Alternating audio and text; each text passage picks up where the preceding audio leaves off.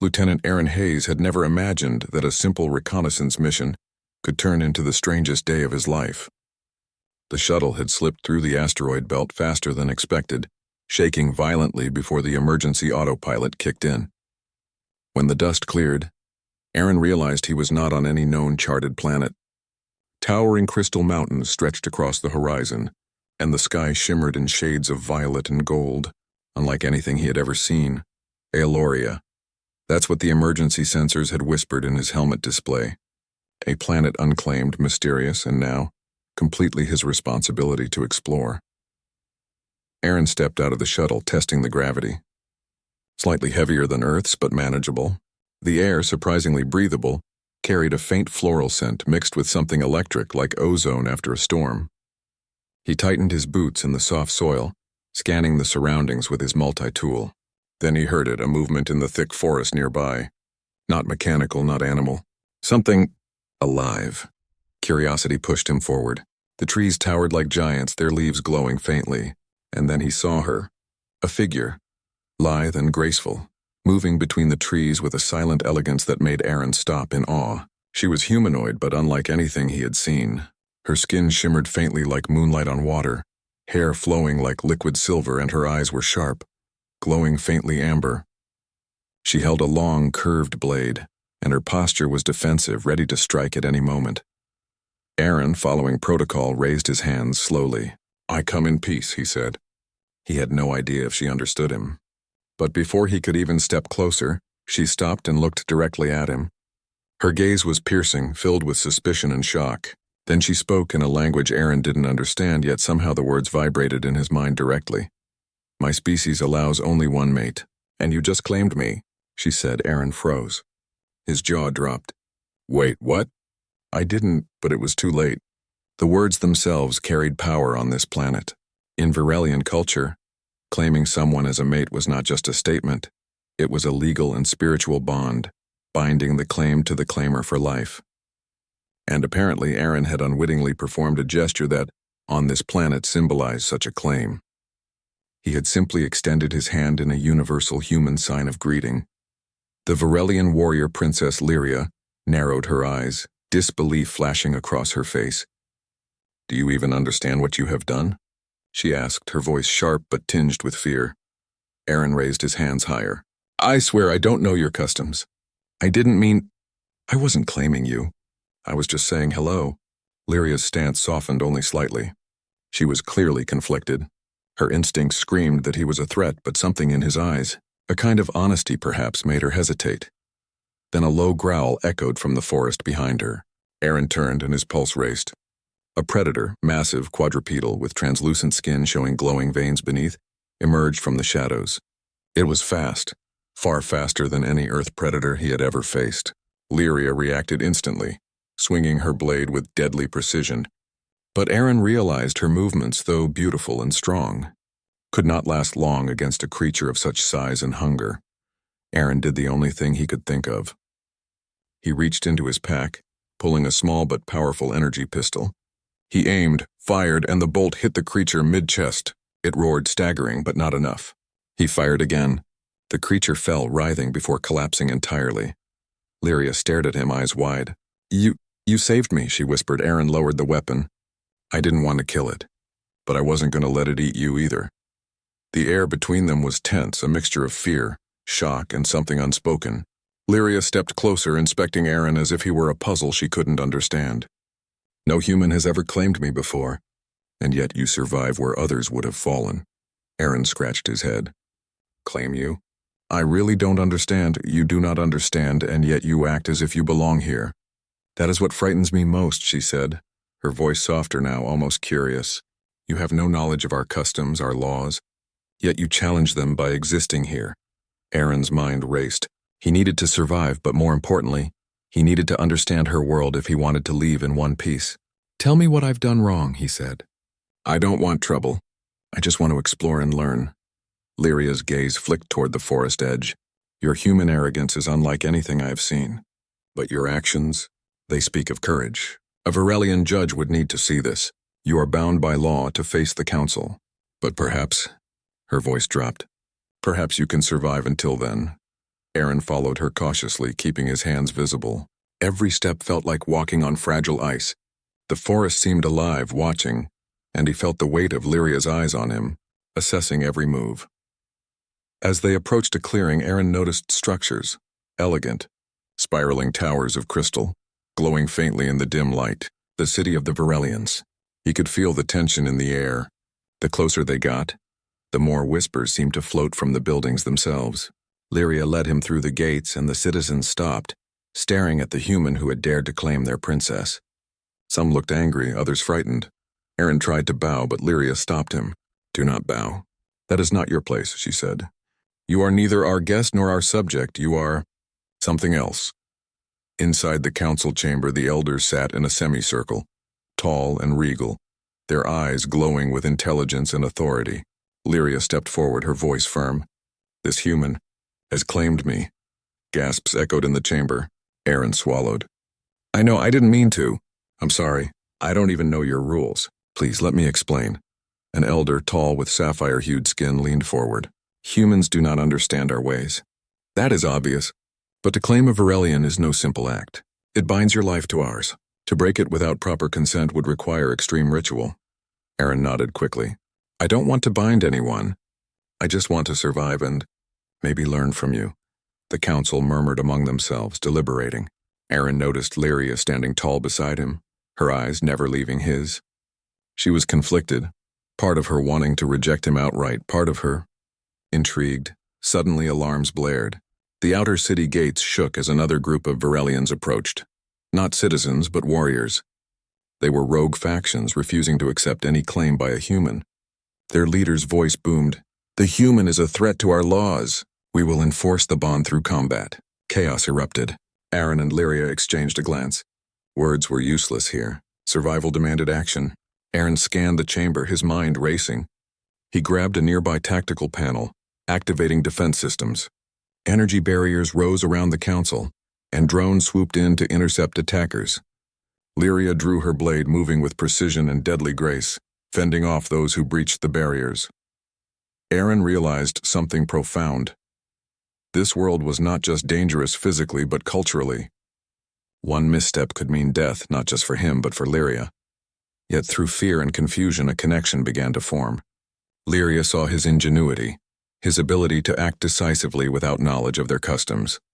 And Aaron, in turn, realized that humans could survive here not by strength alone, but by thinking, adapting, and respecting alien ways. As the battle subsided, the rogue faction retreated, leaving the council and citizens shaken. Lyria turned to Aaron, her expression softening. "You may not have intended this claim," she said quietly, "but the bond is now witnessed. Legally, culturally, it exists." Aaron swallowed hard. "Then, what happens now?" Lyria looked out over the city, her eyes distant. "Now, we wait. The council will decide if the bond is valid. And until then, you remain with me." Aaron nodded. It was terrifying, uncertain, and exhilarating all at once. He had landed on an alien world by accident, claimed a princess without meaning to, survived a deadly predator, and now faced the judgment of an entire species. But for the first time in his life, he felt alive. Not because of victory or survival, but because he had proven that humanity, courage, ingenuity, and respect could thrive even in the most alien of worlds. As night fell over Eloria, the crystal towers reflected the light of the twin moons. Aaron and Lyria stood side by side, two very different beings bound by circumstances neither had expected. Somewhere deep in the forest, creatures stirred, unseen threats lingering. Somewhere deep in their hearts, questions of trust, respect, and unexpected connection began to take root. And thus began a journey neither human nor Varelian could have imagined. A journey that would challenge culture, test courage, and perhaps redefine what it meant to be bound together in a galaxy filled with mysteries. The dawn on Eloria was like nothing Aaron had ever seen. Twin suns rose slowly above the crystal mountains, scattering light in pink and golden beams across the city. The air was still, almost expectant, as if the world itself was holding its breath. Aaron stood beside Lyria on the balcony of the council chamber, watching the citizens below. For the first time, he truly noticed the intricate beauty of their culture. Towers made of crystal, bridges shimmering in sunlight, gardens that glowed faintly with bioluminescent plants. Yet beauty could not mask the tension that hung in the air. Lyria's voice broke his thoughts. The council will meet again today. They will decide whether your claim is acceptable or whether it must be annulled. Aaron turned to her. And if they decide against me? Her amber eyes met his, steady and unflinching. Then, I may be forced to return to my people, and you may not survive here. This world does not forgive ignorance of its laws. Aaron swallowed hard. He had survived predators, rogue warriors, and cultural misunderstandings, but the weight of an entire species judging him was more daunting than anything he had faced before. Still, he refused to show fear. Humanity had never thrived by surrendering to it. When they entered the council chamber, the atmosphere was tense. Elders lined the semicircle, their glowing eyes fixed on him. Lyria stood slightly ahead, her posture rigid. The council began speaking in Varelian, their words resonating in a way that Aaron could feel rather than hear. He relied on Lyria to translate, though she chose her words carefully. They see your actions as reckless, human, she explained softly, but your courage is undeniable. You saved my life, and in doing so, you have shown qualities we value. Aaron nodded. I only acted to survive and protect. That is all. The eldest council member leaned forward, his voice deep. Courage alone cannot bind a mate. In our history, claims have been abused, broken, or forced. This bond is sacred. It must be chosen, not assumed, and it must serve the good of both parties. Aaron glanced at Lyria. She didn't flinch. She met his gaze, and for a moment he thought he saw uncertainty there, but also something else. Perhaps curiosity, perhaps admiration. Before the council could continue, the doors of the chamber burst open. Soldiers of the rogue faction stormed in, weapons drawn. The human must be punished, their leader shouted. He has violated sacred law and brought dishonor to the princess. Aaron's heart raced, but Lyria didn't hesitate. She raised her blade, signaling the chamber's guards. Defend the council, she shouted. Chaos erupted. Aaron acted instinctively, recalling human military training. He activated energy turrets in the chamber, setting up defensive positions. He worked in tandem with Lyria, moving with precision. She was faster, stronger, and more agile, but his knowledge of tactics and unpredictability of human thought gave them an edge. The battle was intense. The rogue faction tried to overwhelm them, but Aaron's clever traps and Lyria's skill kept them at bay. Each time a rogue warrior lunged, Lyria intercepted, her blade flashing, while Aaron used strategic barriers and controlled bursts of energy to block attacks. Finally, the leader of the rogue faction was cornered. He glared at Aaron. You are not a Varelian, yet you survive. How is this possible? Aaron steadied his breath. Because humans adapt, and because I fight not to conquer but to protect. The leader paused, evaluating him. Something in Aaron's eyes, the courage, the honesty, the willingness to act without ego, struck him. Slowly, he lowered his weapon. The rest of the rogue warriors, seeing their leader yield, retreated silently. The chamber was silent. The council looked at Aaron with a mixture of awe and apprehension. Lyria stepped forward, her blade still gleaming, but her stance relaxed. You have faced our trial without understanding it, and yet you have proven your worth. The bond you claimed cannot be annulled without harm to both our peoples. Your actions have created a new precedent. Aaron felt a strange mix of relief and disbelief. So it's real? Lyria's lips curved slightly. Yes, the claim stands. But you are not my master, you are my partner by law and by circumstance, and this partnership must be respected by both our peoples and by us. Aaron nodded, a sense of responsibility settling over him. This was no longer a simple exploration. This was living among a culture he barely understood, with stakes higher than he could imagine. But for the first time, he felt that humans could truly belong somewhere beyond Earth, not by domination, but by trust, ingenuity, and courage. Over the next few days, Aaron learned about Varelian society in depth. He observed their rituals, their interactions, and their careful respect for bonds. Lyria guided him, often teasing him lightly about human customs and their blunt simplicity compared to Varelian sophistication. In turn, Aaron shared small insights about humanity, about cooperation, creativity, and ideas that sometimes startled the Varelians with their simplicity and logic. One evening, as twin moons rose over the Crystal Mountains, Lyria led Aaron to a high cliff overlooking the city. The wind was cool and carried the sense of alien flora. She looked at him thoughtfully. You have changed my understanding of humans, she said. I expected arrogance, selfishness, perhaps violence, but you have patience, respect, and a strange kind of courage. I did not anticipate this. Aaron smiled, though nerves fluttered in his stomach. I didn't come here expecting to claim anyone, certainly not you. But I've learned something. Strength is not just about power. It's about understanding, protecting, and being willing to risk for others. Lyria studied him, her eyes softening. For the first time, Aaron saw vulnerability there. Not weakness, but openness. Perhaps humans are more capable of balance than I imagined. And perhaps, she said quietly. This claim, though accidental, was not entirely unwise. Days turned into weeks. Aaron and Lyria trained together, defended the city from minor threats, and slowly the human's presence became a part of Varelian life. Citizens observed that while Aaron was different, he respected their laws and traditions. Lyria, once furious at the accidental claim, began to see the value in a human perspective, a perspective that balanced caution with boldness, law with intuition, and intellect with instinct. One day, while walking through the crystal gardens, a small group of children approached Aaron, their amber eyes wide.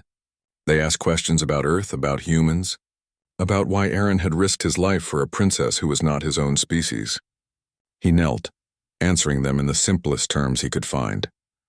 Courage is not about who you are, but what you choose to do. Respect is not about similarity, but about listening and learning. And sometimes, he added with a small smile, friendship and trust can cross worlds. Lyria watched quietly, a faint smile touching her lips. She realized that this human had not just survived. He had begun to teach her people something invaluable, that differences could be bridges rather than barriers, that courage and empathy could redefine relationships, and that partnership, when earned, could transcend species. The final challenge came when scouts reported a massive storm approaching, unusual even for Aloria. It threatened the city and the surrounding forests. Aaron immediately took charge, coordinating efforts with Lyria and the council. Using a combination of human engineering and Varelian energy manipulation, they fortified the city, evacuated vulnerable areas, and created temporary shelters for creatures displaced by the storm. When the storm struck, it was fierce. Lightning danced across the twin suns' reflections. Wind tore at the crystal towers, and rain fell in sheets like liquid glass. Yet Aaron and Lyria's preparations held. The city survived, and the citizens cheered as the storm subsided. Afterward, Lyria turned to Aaron, her voice quiet but firm. You have shown strength, wisdom, and respect. Not just for me, but for my people. By law and by honor, this bond is now accepted. Not forced, not accidental, accepted. Aaron nodded, understanding the weight of her words. This was more than survival, more than culture. It was trust, hard-earned and mutual. He extended his hand, not as a claim, but as a gesture of partnership. Lyria took it, her grip strong, and in that simple act, a promise was made, not just between a human and a Varelian, but between two species that had found a way to understand each other. As the twin moons rose again over the city, Aaron looked at Lyria. I didn't come here expecting this, he said softly. Neither did I, she replied, but perhaps it was meant to be. Not because of law, not because of chance, but because we chose to protect, to respect, and to understand each other. The stars above twinkled, countless and distant, but for Aaron they no longer seemed so far away. Humanity had a place here not by conquering, but by proving that courage, ingenuity, and respect could bridge worlds. And as he and Lyria stood together, looking over the city they had defended and grown to love, Aaron realized that sometimes accidents could change the course of history, and perhaps even hearts. The bond, accidental though it began, had become a new path for both human and Varelian, and in a galaxy filled with mysteries and dangers, it was a path neither species had walked before, but one that promised adventure, understanding, and perhaps a kind of love that spanned the stars.